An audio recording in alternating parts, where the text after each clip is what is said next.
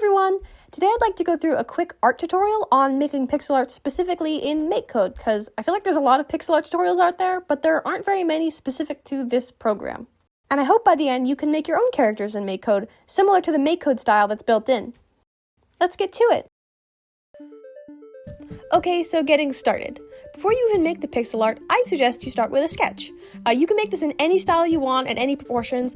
Just get your ideas down on paper before you start to make the final pixel art. For here, I've sketched this character called Polka Duck. She's an astrophysicist and a kind of relaxed person, so I drew her in a hoodie and a skirt, and I haven't chosen the hair yet, so I just put a question mark. Next, you're to choose what you want to emphasize. So pixel art is all about taking a large, detailed object and shrinking it down into a really small scale. So you're going to have to eliminate some features, and that's the concept of emphasis. Here, I've decided to emphasize her eyes because she's really into space, her hoodie because she's very relaxed, and the signature stripes on her skirt. Next is to choose the colors. Later we'll consider how the colors play with the rest of the game and kind of how you should shade things, but for now just make sure they're distinct from each other. This character is mainly supposed to be purple, but if I made the whole thing purple, you wouldn't be able to distinguish any part of her from another part. So I think I'll have her have a white hoodie and maybe a black skirt. Next is onto proportions. I feel like this is one of the things that a lot of pixel art tutorials don't really cover. They kind of expect that you already have enough drawing experience to intuitively know how the proportions should look, but I think it's really important in MakeCode because of the limited size and limited number of colors. So first, you want to choose your resolution for your character. Smaller is usually better for pixel art. If you're using a default 16:16 tile map, I'd suggest you have the default 16:16 sprite, although there's a lot of variation in this. A game like Heebs has a really small character, or my game, Deckhouse Quake, has huge characters, but for now, the default should be fine. Next up is to draw a simple silhouette of your character. This is because the silhouette, or the black outline of your character, is often what people recognize first. For now, you can just kind of draw the body shape. You don't have to worry about clothing or hair yet. And if you're really not sure where to start on a body shape, you can try using the default MakeCode proportions. I'd recommend here you can kind of pick whatever you'd like to start, just really don't go too realistic on it, because it doesn't really fit well in this really small style. I'd recommend you go with a chibi style. That's the style that MakeCode uses, where the heads are really big compared to the bodies, because it's kind of where all the detail will be, and I'll get into that in a minute. So next is to push some of these sizes for emphasis. So if your character is really young, you can make them have a really big head. If they're very muscular, you can make their arms thick. Just anything you feel like should be emphasized about the body shape of the character should be pushed. So here's some standard considerations you should make when you're kind of picking the proportions. First off, the head matters the most. So the width of the head should be between 1/2 of the shoulder width, or it could just take up the entire sprite, like these boxes. The eyes are the most important feature on the face as well. You can see that most MakeCode created characters just have eyes. There's only one built-in MakeCode character with a mouth, and it kind of makes him look displeased and annoyed. So if you have to pick, go for big eyes, and if you want to, you can just omit a mouth, a nose, and ears entirely if it helps fit into that small size. Next up is the arms. They should at least be long enough to match where the hips of your character are in this kind of chibi style, or in more realistic styles, they usually pass past the hips. This is because, if you laid your arms by your side, you looked up a reference, you'll see that your hands generally reach halfway to your knees. This is just a common problem I see. If the arms are too short, it just looks a little off. You can leave some extra transparent pixels on the edge of your characters, but just be careful not that there's too many, because it can get risky with how that character will interact with hitboxes and how large the sprite is in storage, and if you're trying to place the sprite around the map. So try and make sure there's not more than 2 transparent lines of pixels around the character. Now for hairstyles. Hairstyles that are flat to the head in MakeCode, like a buzz cut, tend not to work as well. You can see it kind of looks like a hat. MakeCode style, and especially chibi styles, tend to favor really big, long hair that wraps all the way around the head. This way, from the front view, you can see it well. I'd also recommend, if you've already drawn out like a bald head for your character, try not to make the hair jet into that shape, because as much as that's realistic for things like bangs, it can make it seem like the character's head has shrunk instead.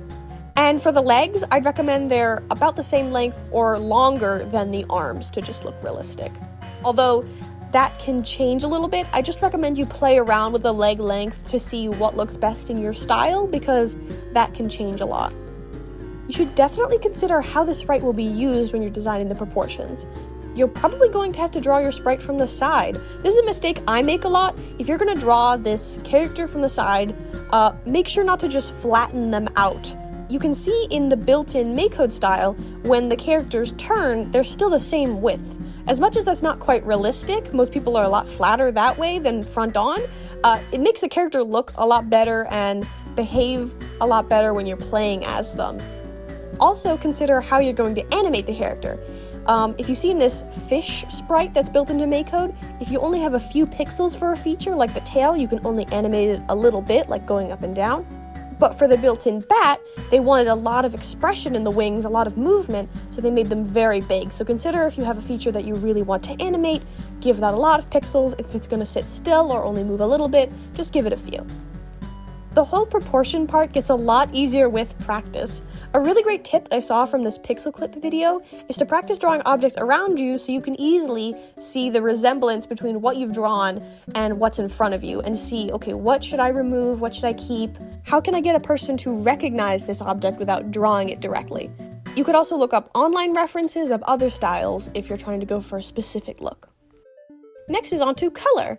Color is another way to add emphasis, because if you have a very bright, different color, it'll draw your eye there.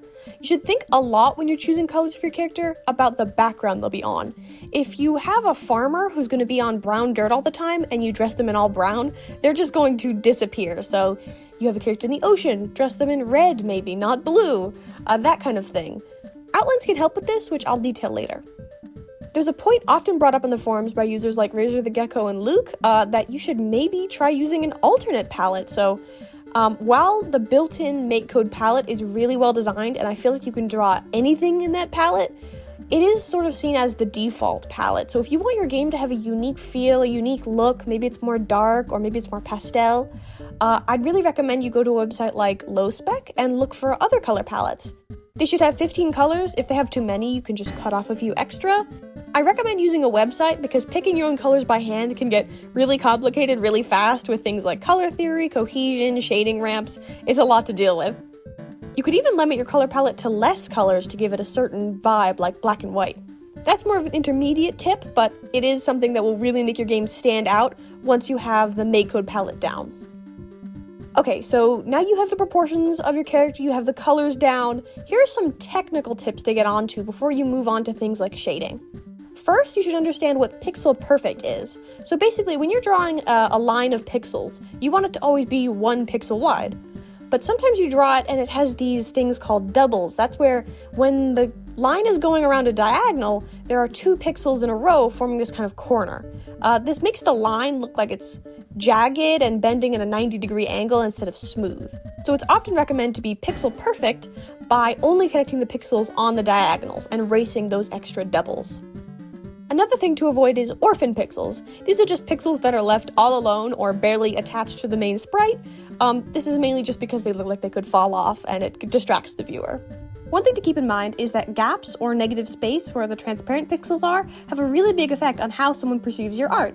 In built-in MakeCode artworks, there's never a gap between the arms and the body. There's a small gap between the legs, but it should never be wider than the legs themselves.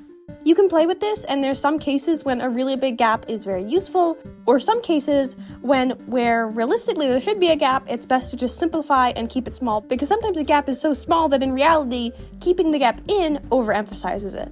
Next up is a pretty complicated tip, but it's about the line length. There's kind of 2 ways that your line length, or the length of each of these individual pixel segments, can go wrong, I suppose. You can either have staircases, that's when all of your pixels are right on a diagonal. It kind of makes it look like your line is going straight up and then diagonal and then straight right. Doesn't quite look like a curve. Or they look really random. You'll have a length of 3 and then 1 and then 2 and then 3 and then 1. It just kind of looks like a scribble. So if you're making a corner or something, it's best to go for a curve, and that curve should follow a consistent pattern of decreasing line length and then increasing it again. If you look at the pattern of line lengths on this circular object, it goes from a long line length and then decreases and decreases, and then once you get around that corner, it increases and increases. And the lines on this curve should be symmetrical about this diagonal line, if that makes sense. This is mostly a visual trick to kind of emulate a curve in pixels and to make it look like the object isn't lumpy. And this tip can be applied to anywhere there's a corner or a curve. There's a really great video by Pixel Overlord on a lot of these tips. He does a really good explanation of jaggies. These are kind of when you have a line, like a diagonal line here, where 2 pixels break up the 1 pixel pattern. If you break up a pattern like that, it's called a jaggy. There isn't a clean way to remove them. You really just have to pick up an angle of line that's consistent. So here you can have 1 pixel going diagonally, 2 pixels going diagonally, 3 pixels going diagonally. If you mix them, it looks like your line is going diagonal and then straight, and then diagonal and then straight, and it won't really look like a line. So if your line has a pattern, just don't break it up. Next up is the color details. This is things like shading and texture and that. The most important color detail in MakeCode is actually outlines, not anything like shading. In MakeCode, most of the built-in artwork uses colored outlines. It's usually suggested to be the best looking outline. It's more realistic, but you can go for black outlines if you're going for more of a sticker feel. Choosing colors for the outline is pretty simple. Usually you just pick a darker color than the one you're using, but you may see these weird extra pixels around the outline on built-in MakeCode artwork. This is called anti-aliasing. It's a little bit of a complicated topic, but if you have this one darker outline color on a lighter base, then these in-between colors added can kind of make the curve look softer and almost a little blurrier, which can actually benefit your lines to make them look more organic. This is easiest when you add a mid-tone between the outline and the base color on the inside. Some artwork uses another pixel on the outside that's closer to the background, although this can be risky if your background color is changing. And you'll see that all of this line art has a lot of color variation. Sometimes it's really dark or light, or it's a whole new color entirely.